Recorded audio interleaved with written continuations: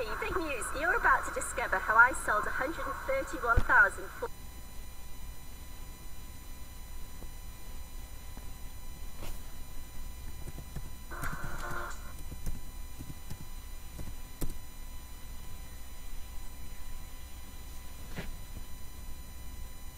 Hey, big news. You're about to discover.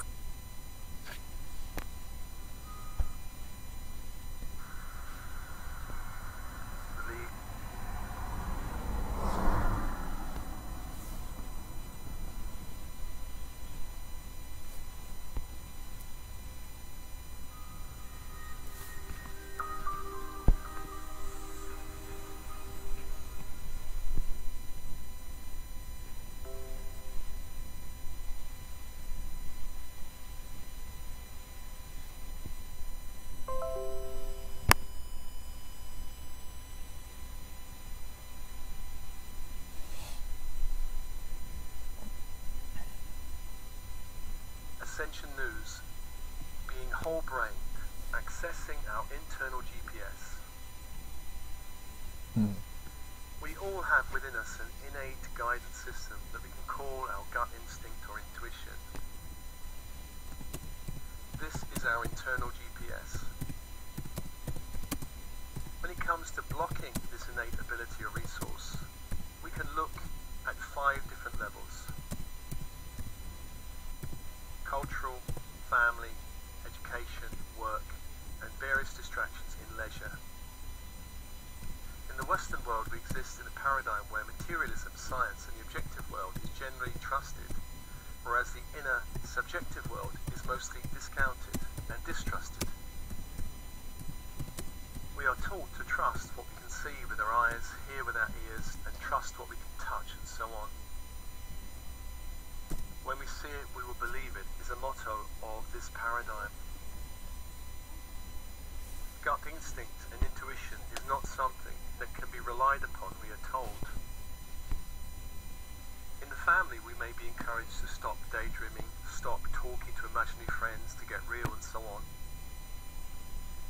Within education systems, we are taught to trust reason and logic, to analyze and plan. We are not taught to trust our feelings. When it comes to work, there is busyness, there is tweets, texts, emails, on the go constantly. Gut instinct and intuition does not operate through busyness, but through relaxation and inner stillness. The mind needs to be clear, like a still mounting lake, for our internal GPS to work. In leisure, we have so many distractions. We have TV, internet, video games, shopping, alcohol, and so on. If you want to be more connected to your GPS, one way is to switch off the TV and reduce and filter the information coming into your brain. There's a wise saying that says garbage in, garbage out. In our materialistic culture, many have little interest in spirituality or personal development and have little awareness of their inner world.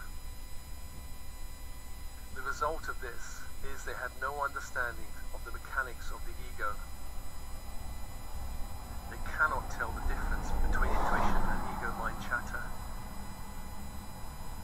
Many simply follow the voice of fear and have no idea why the outcomes that they receive are so poor. All of these various levels of block or interference sever our connection to our GPS. And more than that, they sever or block us knowing our authentic self, our true nature. So let's take a look at our internal GPS. Our gut instinct is our body's innate wisdom. Our unconscious mind, which operates through our physical body, can pick up signs and sensory data that our conscious mind is not really aware of. When we are disconnected from our gut instinct, then we may fail to read some very important signs in our environment. For example, in the 2004 tsunami that created great devastation and killed over 230,000 people around the Indian Ocean, many tribal people were able to read the signs and thus move to higher ground. It was noted that relatively few animals were also killed in this disaster. some wildlife experts believed that animals' more acute hearing and other senses picked up changes in the Earth's vibration, thus tipping them off regarding the approaching disaster long before the humans around them realized what was going on. Gut instinct speaks to us through physical sensations and symptoms.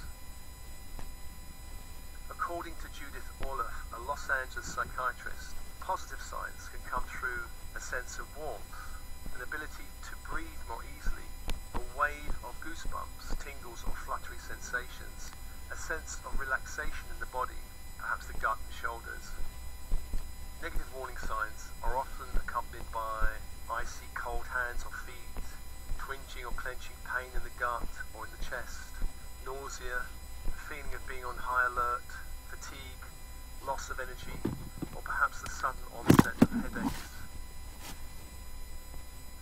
Ronald Alexander, PhD, a psychologist, mindfulness expert and director of the Open Mind Training Institute in Santa Monica, California, tells of a story of traveling in India where he decides not to get into a cab because of a burning sensation in his gut. He later saw the driver being arrested in the train station for suspected robbery. He says he typically feels impulses in his chest or stomach warning him. On one occasion, during a stay in northern Italy, I went for a long walk to climb in the hilly and mountainous Pre-Alps region. I was not really dressed for going too far. I was not wearing proper climbing shoes, for instance. After about an hour, I felt I'd gone far enough and realized that the way down was not that easy. Also, I noticed the sun was starting to go down over the distant peaks. I was not sure how I'd gotten this far and had no idea how to get down. So I meditated and calmed my conscious mind that was beginning to panic. I invoked my body wisdom and decided to trust my gut instinct to show me the way. As I started the descent, each step was guided by either a feeling of warmth and expansion or a sense of flatness. Trusting my body, I was guided to descend through a mini waterfall, which at the time felt crazy to my conscious mind. But I trusted the impulse and climbed down through the waterfall. And actually, the climb down was much easier than I thought. I somehow also managed to avoid getting wet. Gut instinct is different from intuition. With gut instinct, we are being led through the body, centered in the lower three energy centers, the base, sacral and solar plexus. Intuition, on the other hand, is felt through the higher centers, the heart, the throat, the third eye and crown. Intuition involves a creative partnership between the conscious, unconscious and higher conscious minds. Intuition can help us make better choices in life. It can guide us towards greater happiness, success, awakening, and so on. Intuition does not simply rely on the unconscious mind picking up data in the environment. It relies on information coming through the higher mind that is aware of possibilities, opportunities, and challenges that await in our future timeline. To give an example of intuition from my own life, when I was working at Alternatives, a not-for-profit company based in central London, we received a phone call in the office. My colleague took the call. He called out across the room saying, "Has anyone heard of an author called Eckhart Tolle?" And this was before he was really known in the UK. I had such a strong impulse, I just said, "Just book him." We agreed on the spot to put him on for a talk. The talk, which happened 4 to 5 months later, was a sellout of around 900 people, with 400 people being turned away at the door. Following the success of this talk, Alternatives put him on for a workshop, which was the best attended workshop to date there, with over 1,000 people in attendance. Now, of course, Eckhart Tolle is a household name. Our ancestors knew the importance of gut instinct and also of intuition. For thousands of years, shamans, priestesses used their psychic abilities to help their communities. Often these abilities meant the difference between life and death. If you're a tribal medicine man or woman and you could not divine the nearest food source for your tribe, then the tribe would starve and you're out of a job. If you were a medicine healer unable to heal a patient, then your reputation would suffer, and also, how often you'd be out of a job. Here in the modern world, with all its challenges and opportunities, we have such an amazing gift, our brain,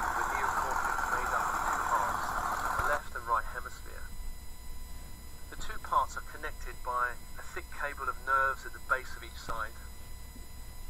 Experimentation has shown that these different hemispheres are responsible for different types of thinking.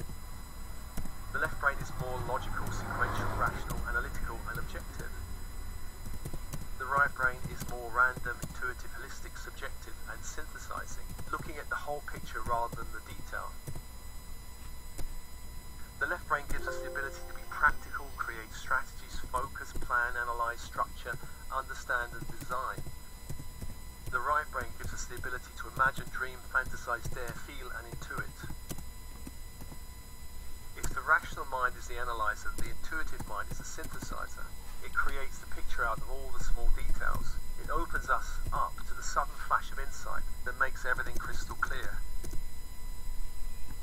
Becoming whole-brained allows us to access our gut instinct, the impulse from the intelligence of the body, and intuition, a collaboration between conscious, unconscious, and higher conscious minds. It's important to note that using our intuition does not require we stop thinking or stop trusting our logical mind. Intuition is a great tool, but sometimes we may think we're guided by our intuition, where really we're being led by something else, perhaps our fantasy or fear. Knowing the difference between intuition and fear and fantasy is very important. I've noticed that highly intuitive people can be led astray, especially where there's a high emotional charge around something or a high expectation. Perhaps the classic area is romantic relationships. We want a partner, we may have a list of characteristics that need to be fulfilled.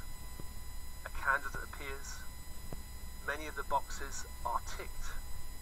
Yet there are signs that this person is maybe not such a good match. Yet we override our gut instinct and intuition, and further down the line, we scratch our heads wondering, how did we get it so wrong? Despite this, intuition is a great tool, and one that we should use. Most of the great geniuses of history were whole-brain thinkers. For instance, the artist Pablo Picasso, working in a right-brain field, yet demonstrated great left-brain thinking in his many notes about the combinations of colours he used in his art. Albert Einstein, a wonderful whole-brain thinker who created his theory of relativity out of a daydream. Lewis Carroll, author of Alice in Wonderland, was a deacon in holy orders and a university lecturer. Leonardo da Vinci was an artist-painter who painted the Mona Lisa